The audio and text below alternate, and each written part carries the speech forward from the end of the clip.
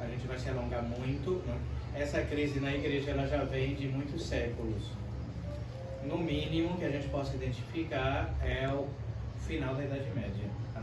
Então, no final da Idade Média começa um pouco a decadência, né, da sociedade civil e mesmo de alguns membros da hierarquia eclesiástica, com o advento da Renascença, depois do protestantismo, da Revolução Francesa, a fundação da maçonaria também na Inglaterra, em 1717, depois o comunismo, liberalismo católico, modernismo católico.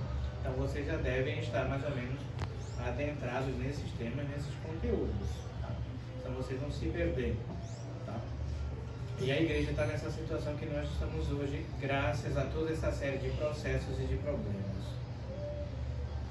Também, especificamente com o Papa São Pio X, ele condena o modernismo, que é uma ideia, né, mas que já havia se introduzido no seio do clero católico. Né? Essa encíclica Pascendi, que é de leitura obrigatória, de leitura não, de estudo, do Papa São Pio X, né? Lá ele vai identificar o que é o modernismo, né? E mostrar que essa doutrina é um compêndio, um resumo de todas as heresias. Então, vários padres foram condenados por São Pio X. O primeiro deles chama-se Loisy, um sacerdote francês, que foi um dos cabeças disso daí, mas tem vários outros, Teilhard de Chardin também, né? E depois muitos que estavam presentes no Concílio Vaticano II. Né? Calvin, Henri de Lubac, Chenu, Ratzinger, né? E tantos outros que fizeram o Concílio Vaticano II, todos eles eram ditos modernistas. Né? Queriam essa mudança da religião, do dogma católico, né? Um evolucionismo, como dizia o Teilhard de Chardin. Então, tudo isso fez muito mal à igreja, mas veja, já em 1908, 1909, São Pio X começa a dizer que há uma infiltração na igreja desses inimigos. Os inimigos já não estão mais fora, como os hereges protestantes, os cismáticos, seja lá quem for, mas não, esses homens perversos estão dentro da igreja. Tanto é que o Papa São Pio X vê que essa infiltração já está bem clara dentro da igreja. Ele pede para que todo padre, antes de ser ordenado, faça um juramento chamado juramento antimodernista. Então, todo padre, para ser ordenado padre, tem que rejeitar, execrar o modernismo de Satanás, senão não pode ser padre, isso oficialmente. Então, para você ver como estavam as coisas já na época de São Pio X, esse juramento antimodernista todos os padres, bispos faziam até o Concílio Vaticano II. Depois Paulo VI aboliu isso. Paulo VI aboliu tudo. Aboliu a missa, os sacramentos, sacerdócio, tudo. Foi o agente de Satanás na igreja, foi Paulo VI. Foi o grande infiltrado, né? O grande rabino. Isso para não falar outras coisas dessa pessoa, essa personalidade. Vamos chegar lá. Então, o que acontece? A igreja tem um inimigo já de séculos. O principal, de fato, o inimigo da igreja, o pior de todos é Satanás, Lúcifer. Né? Ele é que quer destruir Cristo, a igreja, a religião e as almas. Né? E ele já sabe que o tempo dele está curto, então ele quer perder o maior número possível de almas. Por isso que nós vemos hoje o mundo inteiro nas mãos do maligno e do demônio. Né? Ele urdia uma teia muito, né, extensa e difícil de sair, está todo mundo aí agarrado aí com essa coisa, né, diabólica aí, com essa influência diabólica no mundo. Mas um outro inimigo também inspirado por Satanás é o judaísmo. Então, os judeus mataram a Cristo, foram eles que crucificaram Nosso Senhor, são conhecidos como povo deicida, aqueles que mataram seu próprio Deus, e eles vêm maquinando contra a igreja até hoje. Então, os judeus, como eles não aparecem, né, nessa luta, eles saem criando outras seitas, sociedades secretas. Por exemplo, a maçonaria foi fundada pelo judaísmo, o Islã vem do judaísmo, o comunismo vem do judaísmo, o protestantismo vem do judaísmo. Né? Tudo que vocês imaginarem de ruim, o ateísmo, é como se fosse um polvo com vários tentáculos. Né? Essa é a definição do judaísmo. Então, eles que começaram esse processo de, como eles não conseguiram mais, de fora, destruir a igreja, tenhamos essa ideia, como se fosse um castelo, uma fortaleza, né?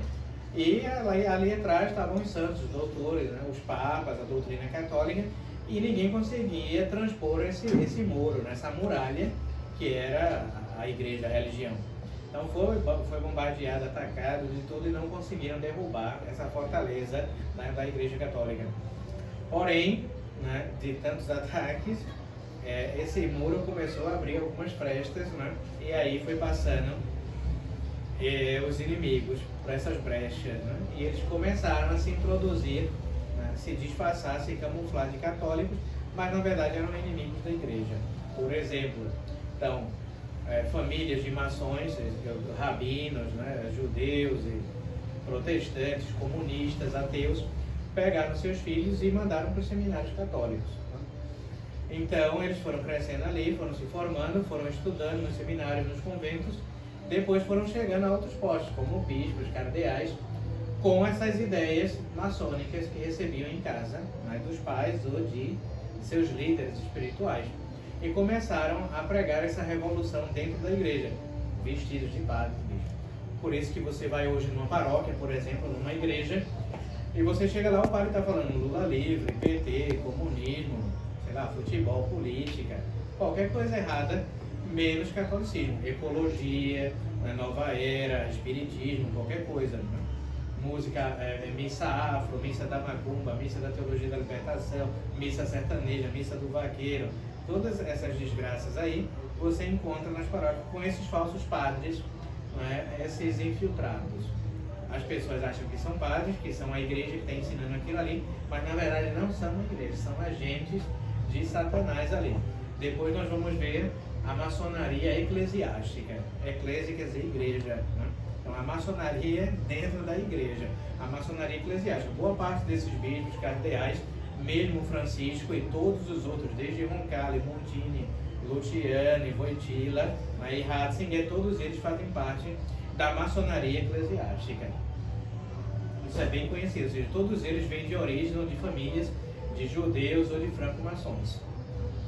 Então eles, quando assumiram, quando chegaram nesses postos altos da hierarquia, começaram a ensinar as ideias da Revolução Francesa, liberdade, igualdade e fraternidade, Fratelli Tutti, né, como diz o Bergoglio na sua encíclica recente que ele publicou, que é uma encíclica altamente maçônica, né, onde ele prega aí a fraternidade universal. Né? São lemas, né, maçônicos, ideias maçônicas, revolucionárias, que se encontram na igreja. Como eu falei, você vai na igreja e encontra lá, você pensa que vai na missa, tem um culto protestante, né, pentecostalismo, né, Jesus, não sei o que, cai no chão, desmaia no espírito, lá, essa música sente, chore, Jesus está sentindo aí no seu coração, Jesus, é um culto, a Assembleia de Deus é assim, profecias e não sei o que, milagre, tudo falso, Satanás quem atua nesses lugares. Né? Tudo isso graças ao que? Ao ecumenismo. Durante o Concílio Vaticano II foi aprovada essa ideia, essa heresia, que é de tentar unir, juntar todas as religiões, fazer uma coisa só. Então os pastores protestantes vieram para a Igreja Católica e trouxeram o culto carismático, o culto protestante, e misturaram, né, com as cerimônias católicas, tudo isso, né, vem sendo instituído, né, propagado dentro dos templos católicos. Então, por exemplo, Monsenhor Henri de Lassus, no seu livro Conjuração Anticristã, que é outro que nós indicamos, fora então as encíclicas tradicionais dos papas, por exemplo, os sílabos, a Quanta Cura, as encíclicas do Papa Leão XIII, né, do Papa Pio IX, por exemplo, todas as encíclicas e documentos do Papa São Pio X, do Papa Pio XI, mesmo também do Papa Pio XII, né, mostram essa luta contra as trevas, contra o demônio. Então, tudo isso é altamente recomendado, estudar os documentos dos papas, que aí está a voz da igreja, o magistério de sempre. Então, a igreja durará até o fim, né, graças ao seu magistério de sempre. O ensinamento será o mesmo até o fim do mundo. As portas do inferno não prevalecerão contra a igreja. A heresia, o cisma, né, não prevalecerá na igreja de Cristo até o final dos tempos, graças a esse magistério perene, esse ensinamento constante que vem de Cristo, dos apóstolos, né, dos papas. Mas nessa falsa igreja modernista que começa com o Concílio Vaticano II, né, é um desastre. Então esses homens que estão lá, desde quando morreu o Papa Pio XII e quando assumiu o Roncalli, João 23, né, aí começam todos os processos.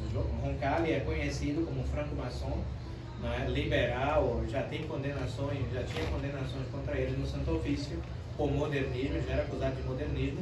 Então esse homem, quando ele assume, ele convoca esse grande concílio, né, um concílio ecumênico, o Vaticano II, né, para instaurar todas as suas ideias liberais, né, e maçônicas na igreja.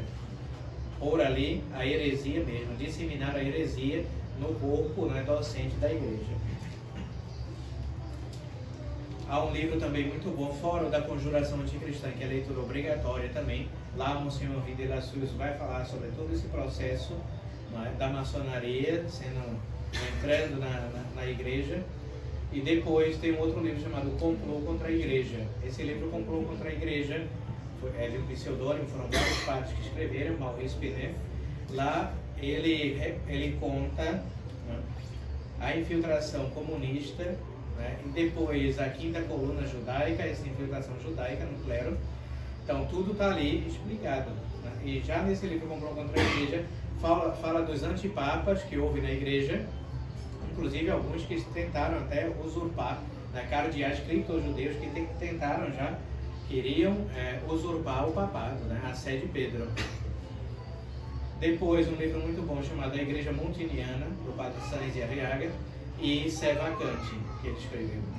Esses livros são de leitura obrigatória, vocês vão encontrar em espanhol, nós estamos traduzindo e tentando publicar, né, em português. Já traduzimos alguns, mas são livros assim de 2, 3 mil páginas, né?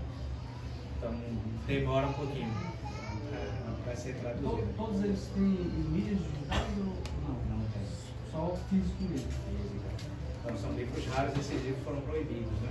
Então o padre Sainz e Arriaga foi praticamente o primeiro sede vacantista, um dos primeiros a identificar que o problema do concílio era que havia homens infiltrados ali se fingindo papas e que promulgavam esses erros. Então, o padre Sainz e Arriaga era um sacerdote mexicano. Então, ele escreveu tudo em espanhol. Ele escreveu primeiro a Igreja Montiniana, aí ele foi excomungado pelo cardeal na época, lá do México. Ele era pároco em Acapulco, no México. Então, ele foi excomungado e esse livro dele foi proibido e retirado de circulação. Então, são livros raros. Graças a Deus, nas minhas andanças pelo México, eu consegui em sebos. E aí, estamos tentando traduzir e publicar. Então aí ele foi excomungado e ele escreveu um livro chamado Por que me excomungaram? Cisma ou fé? E aí ele vai explicar, né, que tudo aquilo ali que ele documentou e que ele falou sobre Montini, Paulo VI na época e Vaticano II, né, são realidades, não é porque ele tem ódio à igreja e tal, e que essa excomunhão é falsa, é ilegítima. E depois aí ele escreve, conclui anos depois, ele escreve um livro intitulado Sé Vacante. E aí lá ele dá todos os pormenores da doutrina, dessa posição teológica que nós seguimos, né, que é o sede vacantismo. Então ele foi um dos primeiros expoentes disso. Teve um outro padre também francês chamado Abbé de Nantes, Georges de Nantes. Então o padre Georges de Nantes ele escreveu um livro chamado em latim Liber Accusationis, o livro das acusações, onde ele expunha, né, ele dizia, acusa o Paulo VI de heresia, cisma e escândalo. Então aí nesse livro ele documenta também todas as heresias do Montini e do Vaticano II, né? É muito interessante esse livro. Esse a gente dá para traduzir também, nós temos em espanhol, mas esse se consegue facilmente na internet, em PDF. Mas está em espanhol e no original em francês. Então esses livros são de leituras assim, obrigatórias. Dom Lefebvre tem muita coisa também sobre o concílio, né? Ele também foi um dos bispos que ficou depois, né, do Vaticano II contra o concílio, ele e Dom Antônio de Castro Maia, e também Monsenhor Tuc, que é um bispo do Vietnã. Então a nossa linha mesmo de sucessão apostólica vem do bispo Tuc, esse bispo vietnamita. Ele que consagrou bispos e ordenou sacerdotes também. Então a nossa linhagem de bispo vem desse bispo do Vietnã. E outros vêm do Monsenhor Lefebvre, né, do Dom Antônio de Castro Maia. E também nos Estados Unidos tem um outro bispo também chamado Mendes, que já faleceu, que consagrou também bispos sede-vacantistas. Só para dar um uns 4, então. Por aí, exato. Então, hoje, para a gente saber quem é padre válido ou quem é bispo válido, tem que vir daí. Dessa linhagem, desses 4 bispos. Porque foram eles que depois do concílio continuaram ordenando no rito antigo, né, sem alteração nenhuma. Os outros todos aderiram e seguiram os novos ritos de ordenação e tudo isso. Por isso que a gente não recomenda a missa nova, nem os padres novos que foram ordenados já nos novos rituais, porque são duvidosos, inválidos mesmo. Porque Paulo VI, como não tinha nenhuma autoridade na igreja, né, por ser um ilegítimo, todos esses ritos que ele criou são inválidos. É como alguém aqui, você vai ser ordenado assim agora. Não tem validade nenhuma, não tem valor nenhum. Paulo VI também não tem autoridade nenhuma, nem João XXIII, nenhum desses. O Henrique VIII excomungando o Papa lá. Isso, exatamente, não vale nada, não tem nenhum sentido. Então, esses modernistas aí seguem a mesma linha. Então, o Concílio Vaticano II foi esse cavalo de Troia, né, posto na Cidade de Deus, que causou um grande desastre. Os próprios modernistas dizem isso, né? Paulo VI falou, né? A fumaça de Satanás entrou na igreja. Né? Ele mesmo sabe disso. Ele que foi que fomentou isso. Ele, né? Então essa crise já vem já há 60 anos na igreja. Então muitos padres, muitos bispos, né, se opuseram, se opõem até hoje a isso tudo, né? Mas nós somos, infelizmente, a minoria, né? A maioria seguiu essas ideias revolucionárias. Então os padres tiraram as batinas, né, casaram, apostataram, né? São esses padres aí de que fazem show, que vocês estão vendo, padres escandalosos, gays, pedófilos, homossexuais.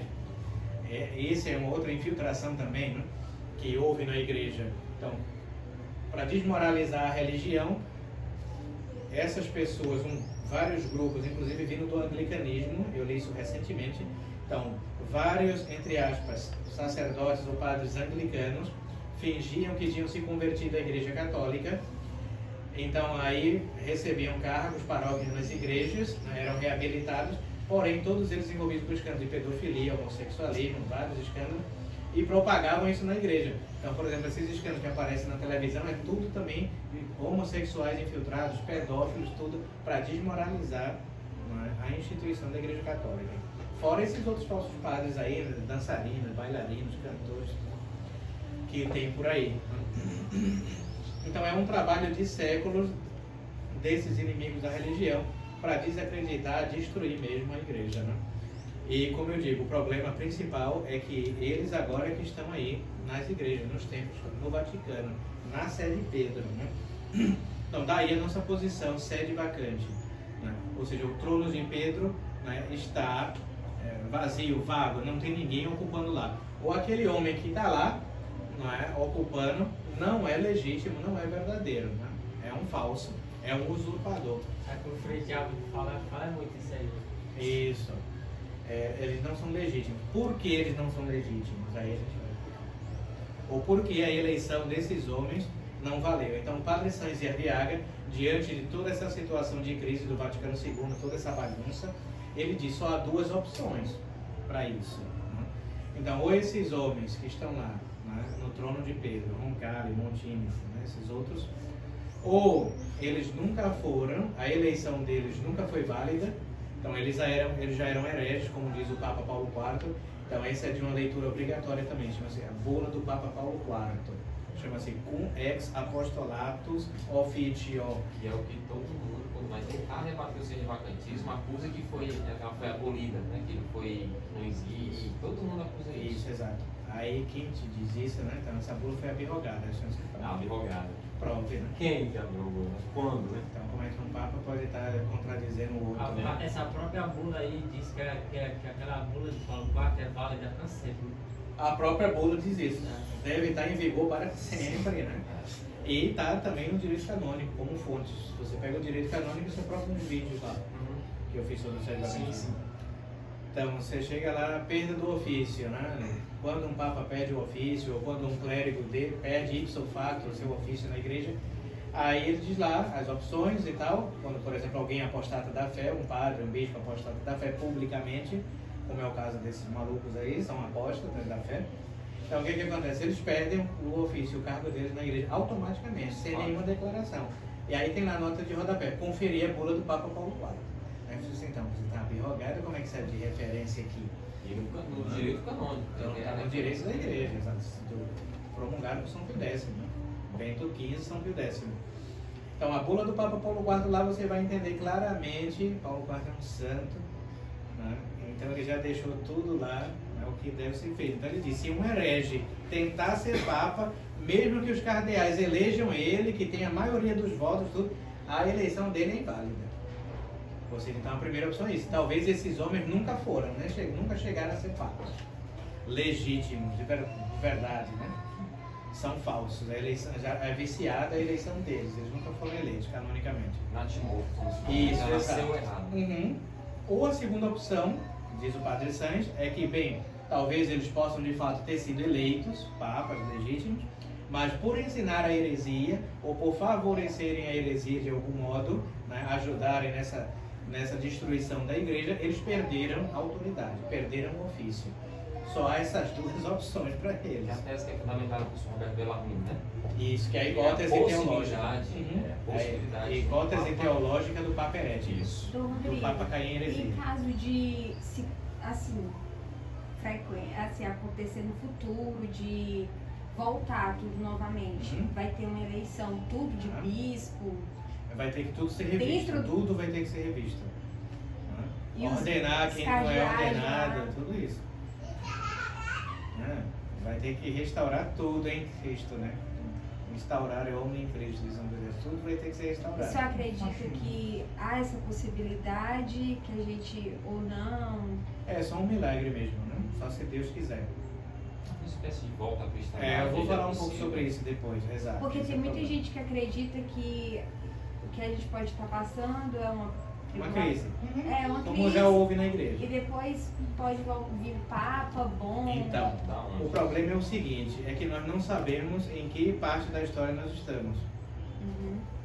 Por exemplo, se a gente estiver no fim do mundo, então não tem restauração, vai acabar. Entendeu? Não tem sentido se restaurar para acabar. Certo. Né? Agora, por exemplo, se não for o fim do mundo, a gente ainda está no meio, isso é só uma crise. Aí vai se restaurar, ainda vai durar muito tempo, muitos anos, até começar tudo de novo para chegar no fim. Então, muitos acham que nós estamos nesse desenvolvimento do fim. Por isso que está acontecendo toda essa loucura. Inclusive, não somente na religião, mas a nível mundial. Essa loucura de coronavírus, de vacina, de não sei o que. Você não pode comprar nem vender se não tiver a marca da besta, o chip, a marca do besta, né? E todas essas coisas que estão na Bíblia. Guerras, coisas estranhas, fenômenos da natureza e tal. Eu não posso dizer que é o fim, mas parece que está levando para alguma coisa aí, uma nova ordem mundial. Se tiver o vírus, né? Exato. Né? Acabou-se com as monarquias católicas, que era o que impedia a vinda do anticristo. Então, por exemplo, se cada país tivesse o seu rei, né? Reis católicos e tudo, o anticristo não podia dominar o mundo. Então, a maçonaria acabou com todas as monarquias, né? Só ficou a monarquia maçônica inglesa, que é que domina tudo atualmente. E agora sim, os presidentes, por isso que a república, a gente diz que é o anticristo, né? Porque a república favorece o anticristo. Né? Todos os presidentes são maçons, esses políticos, tudo é da maçonaria. Então, quando todos eles se unirem, tudo no mesmo ideal, vão aí então impor o governante deles, que vai ser o anticristo. Né? Mas bem, então essa questão da restauração, há essa dúvida. Né?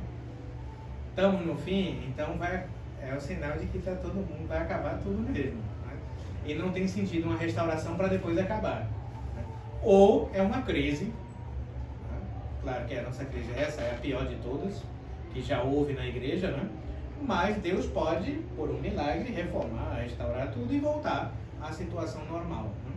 E aí depois que se dará, não é, a parousia, o fim de tudo.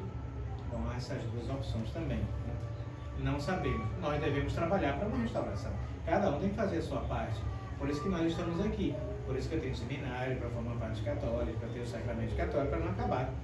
As famílias, vocês têm que ser católicos, dar um exemplo, ensinar os filhos de vocês a religião católica, a doutrina católica, para dar continuidade, né, à religião. Nós trabalhamos para isso, mas não sabemos se amanhã vai acabar tudo ou não. Mas também a gente não pode pensar nisso, senão a gente não faz nada. Temos que trabalhar e sofrer. Uma dúvida, nessa linhagem, né? No Brasil só tem o cenário dos São José. Só São José. Ah, tem alguns padres também, mas são independentes, não trabalham comigo diretamente. Não. Então, tem alguns padres que nós recomendamos que trabalham conosco diretamente e outros que não, que são independentes, e aí seguem a cabeça deles, as ideias malucas deles. E às vezes a gente, infelizmente, nem recomenda, né, que as pessoas sigam esses padres. Né, porque também é uma consequência da crise. Né? Como nós não temos um papa, um líder, um chefe, a unidade só vai vir por meio de um chefe. Ele vai dizer, faça isso, faça aquilo, todo mundo faz e acabou. Como não tem, cada um sai fazendo mais ou menos o que quer, e aí é que dá o problema.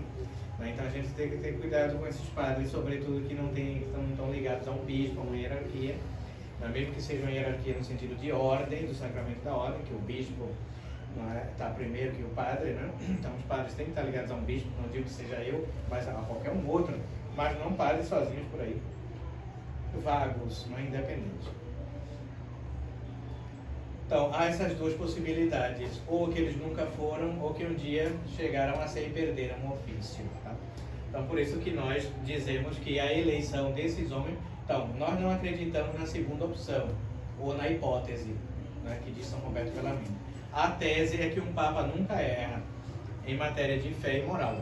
O Papa ele é infalível, como disse o Papa Pio IX, no Concílio Vaticano I, como dogma de fé. O Papa é infalível e, por conseguinte, também a Igreja é infalível. Isso é um sinal que essa é uma falsa igreja, porque uma igreja que promulga documentos errados, leis erradas, faz tudo errado, não pode ser igreja católica. É a Assembleia de Deus, é universal, é qualquer coisa, é aceita conciliar, mas não pode ser igreja católica, porque a Igreja Católica também é infalível. Ela não pode dar veneno às almas. Por isso que você vai numa paróquia hoje e está tudo errado lá, porque isso não é mais católico, infelizmente. Né? E o Papa também ele é infalível. Né? Ele não pode promulgar heresias, erros, falsas doutrinas, né? Uma missa falsa, inválida, sacramentos inválidos. Esse é um sinal claro de que algo ali está errado. Né? De que aqueles homens nunca foram papas, nunca foram canonicamente eleitos e por isso que não receberam essas prerrogativas papais. Uma delas é exatamente a infalibilidade, a inerrância em matéria de fé, né, e de costumes. Então, se você vê um papa que vive ensinando heresia, tudo errado, bagunça e confusão, é um sinal de que tem algum problema ali, tem alguma coisa errada. E nós acreditamos que é exatamente a eleição. Esses homens eram infiltrados, eram hereges, trabalham para Satanás, para a maçonaria, para o judaísmo, e por isso que a eleição deles é nula. Cristo não vai dar nenhum poder, nenhuma autoridade a esse herege. E já o problema da segunda opção da possibilidade de um Papa herege seria isso. Como é que alguém que é Papa de facto eleito, né, pode errar, pode ensinar heresias e vir a perder o ofício? Né? Por isso que a gente não segue essa hipótese, a gente segue a tese. Né? Se ele é Papa de fato, ele recebe tudo ali, toda a autoridade, jurisdição, todas as prerrogativas de um Papa legítimo. E como o senhor prova isso na história da Igreja? Tivemos 200 e tantos papas, 260 e poucos papas, 260 papas, né? Nenhum deles fez essas palhaçadas que faz o Bergoglio, que faz João Paulo II e qualquer um dos outros. Todos eles sempre mantiveram a doutrina de sempre, a missa de sempre, durante 2000 anos, né? Nunca houve nenhum desvio, porque eles foram, de fato, papas legítimos. Só esses agora que tem um problema, então logo o problema está neles, o defeito está neles. Por isso que a gente não segue esses homens, não recomenda, não aconselha durante toda essa crise da igreja. Ou que Cristo resolva de alguma forma, né, acabando com tudo isso, vindo para que vai destruir tudo isso. Ou que um dia alguém que apareça aí teria, por exemplo, agora morreu o Bergoglio, né? Assumiu se diz que é Papa mesmo, que vai abolir o Vaticano II, vai condenar todas essas heresias, reordenar todo mundo validamente, ele também. Se houver tudo isso, aí é um sinal de que talvez a providência está agindo de alguma forma. Mas se não, vamos ter que ficar aí na luta como nós estamos até hoje. Como carona no tema, o livro do Apocalipse fala de que o anticristo, nós estamos falando desse tema escatológico, o anticristo ele será precedido de um falso profeta. Sim. Fala de um falso profeta. E nós sabemos que profeta aí geralmente na linguagem, né, deve ser alguém que anuncia Sim. Deus, guia, né, para o catolicismo, na esperança de herdar o céu. Então será um falso profeta. Será que nessa imagem, só um questionamento, essa ideia do falso profeta não seria um falso papa? Um falso papa? Há essas hipóteses também, né? É ruim a gente afirmar essas coisas sem de fato saber, Sim. né? Mas o que indica seria isso, não é? Ou eu indico um livro que o Diogo traduziu, são conferências do Cardeal Manning. O Cardeal Manning escreveu algumas conferências sobre esses temas escatológicos, apocalípticos e sobre essa questão do anticristo. O Diogo, acho que vende, chama-se O Papa e o Anticristo. Tá? Essas conferências são maravilhosas e aí lá ele fala sobre esse tema. E ele diz que esse homem, né, vai ser uma pessoa que vai promover o humanismo, então tirar Deus do centro, colocar o homem, né, que é o que faz o Vaticano II, o Bergoglio, esses falsos papas. Né? Agora sim, é difícil identificar quem seria esse falso profeta. Né? Então, por exemplo, temas de ecologia, de natureza, vacina, né? Tudo que é relacionado à terra, na Pachamama, né? Toda essa adoração desses falsos deuses, né? Vem daí. Né? E é um dos sinais também.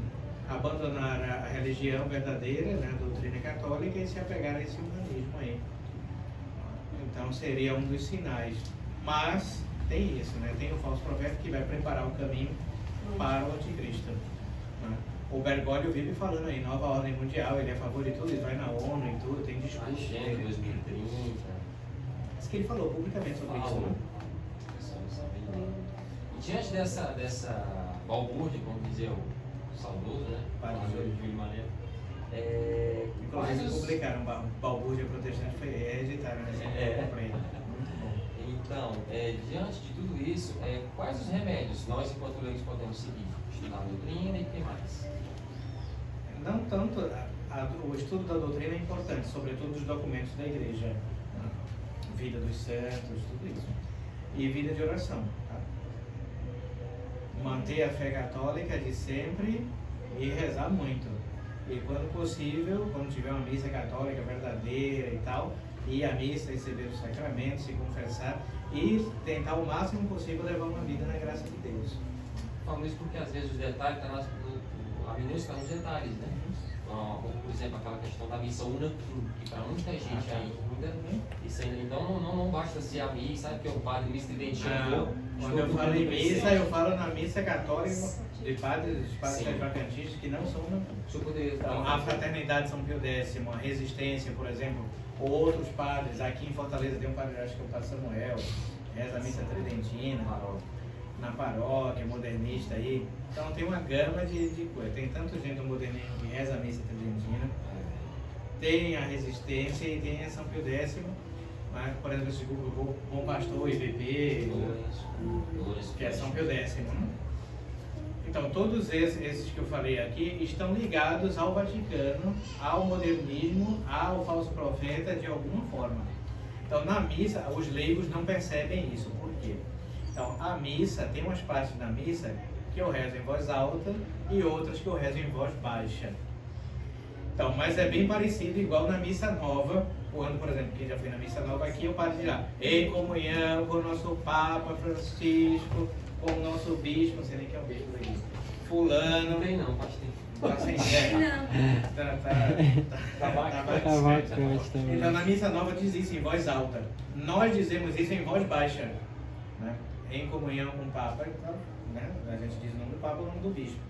Só que nós que não acreditamos que esses homens são papas legítimos, são bispos, nós omitimos essa parte, a gente não fala isso. Mas esses padres na missa eles falam isso, tá? Em voz baixa. Né? Em comunhão com o Papa Francisco, com o bispo daqui da diocese e tal. Então nós dizemos que não sigam esses padres, porque essas missas são missas também cismáticas ligadas a essa igreja, não é, do Vaticano II, do Bergoglio. Então quem está ali também está em comunhão com o que o padre está dizendo, rezando, né? Está em comunhão com aquela igreja modernista. Nós temos que procurar os padres de fato que não têm nenhum contato, nenhuma ligação com essa falsa igreja do Bergoglio. Porque muitas vezes nos sermões que eu participei, eles atacam o dito modernismo, Uhum, atacam sim. o Bergoglio, atacam, né? Tudo direitinho. Mas nesses momentos, Eles acreditam, tem se tudo você uma está em qualquer coisa, você reverência. acaba consentindo com tudo aquilo É, que quem está tá acontecendo. ali é porque é daquela mesma linha. Então, é um perigo para a alma, então. É um perigo É. para a alma participar desses. Então, a São Pio X, uma resistência, esses outros, essa igreja modernista, é igual a igreja sistemática grega, russa, ortodoxa, por exemplo. Mas por mais que às vezes sejam válidos os sacramentos, mas não conferem a graça. A doutrina herética também, que é de rebeldia contra o Papa, contra a igreja, eles pegam contra tudo isso, né? Que para eles é a igreja, né? Então você ali não vai receber, pode receber o sacramento, se o padre é válido e tudo, mas não vai receber as graças do sacramento. O senhor tocou no assunto, e inclusive lá nos meninos que nós chegamos a frequentar, o pessoal do Lourenço, né? Tinha uma missa aqui no mês, 2 vezes no mês. Uhum. E lá, logo após, né, na parte da tarde, tinha uma catequese, um momento lá de catecismo, tinha uma parte da instrução. E curiosamente, nunca tocaram num documento super importante chamado Pacheng, que lá esclarece como é que são as estratégias dos modernistas, como é que funcionam, as áreas em que eles atacam. E curiosamente, nunca trataram do assunto dessa em específico. Eu acho que é justamente por causa disso, porque você lendo ela, você estudando ela, você consegue identificar o modernismo, né, fazer... mesmo camuflado no meio tradicional. Sim, acho que é por isso que não toca. Eles nunca vão estudar a bula do Papa Paulo IV. Inclusive nas catequeses, tem às vezes uns sermões lá, às vezes no momento que não tem missa, no dia que não tem missa, reúnem essas pessoas e eles fazem lá uma pequena partilha do Evangelho, né, do sermão, ele lê o sermão. E o sermão, o padre tem que ser aquele que ele disse, conforme ele explicou, para não fugir da linha. Exato. Então assim, para quem tem um pouco de... É para fazer uma lavagem cerebral. Você consegue, peraí, mas por que não pode? Por que não toca nesse documento? Por que não pode falar daquele em específico? Não fala. Né? Faz uma acepção de conteúdo. Então isso gera, você acaba percebendo ali. Eles sabem que estão errados e seguem nesse caminho errado mesmo. E se você se questionar, aí tá fora. você descobrir. É uma espécie de esoterismo quase, né? Isso, é uma gnose. É uma gnose mesmo. É uma seita. Esses grupos são todos seitas. Então, eles nunca vão falar da bula do Papa Paulo IV, do Vaticano I, da Pastora Eternos, que fala sobre a infalibilidade do Papa, porque lá ele diz que todo mundo tem que obedecer ao Papa. Se ele é Papa, todo mundo tem que obedecer. Então não existe essa coisa de resistência ao Papa. E que ele Que é a doutrina deles. ele é investido, né? Ele é investido de toda autoridade. Toda autoridade. Não tem jurisdição, é válido, mas não tem jurisdição. Eles não fazem essa divisão, essa segregação. O padre Caldeirão e a fraternidade fala de magistério liberal, dos papas, então. Isso é tudo que eles inventaram, tá? Isso não é doutrina da igreja, coisa nenhuma.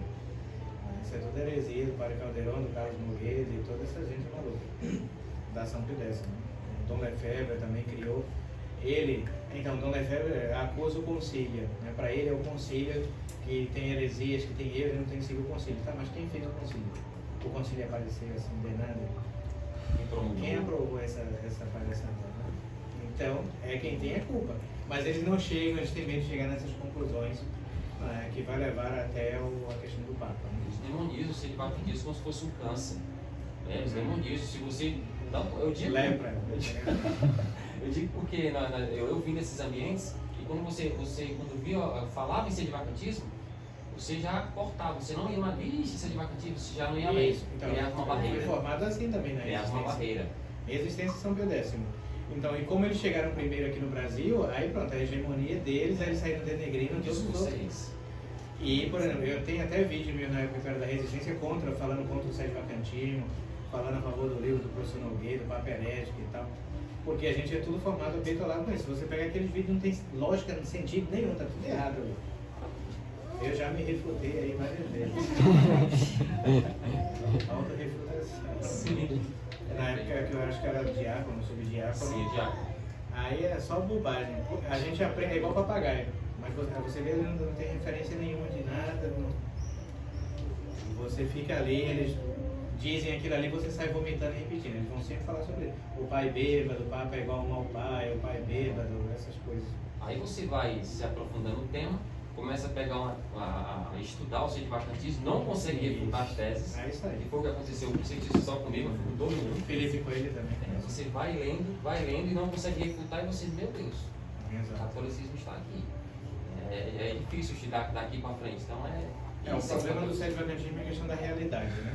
Não tem como você fugir da realidade. Aí senão você entra nessas depressões, que são esses grupos aí, deprimentes, todo mundo tem depressão.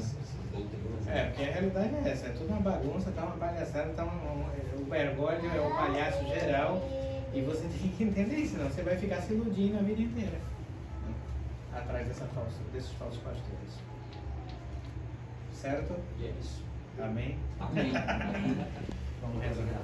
Em nome do Pai, do Filho e do Espírito Santo. Amém. Ave Maria, cheia de graça, o Senhor é convosco. Bendita sois vós entre as mulheres, e bendito é o fruto do vosso ventre, Jesus. Santa Maria, Mãe de Deus, rogai por nós, pecadores, agora e na hora de nossa morte. São José. Rogai por Em nós. nome do Pai, do Filho e do Espírito Santo. Amém. Só vou terminar de botar as coisas.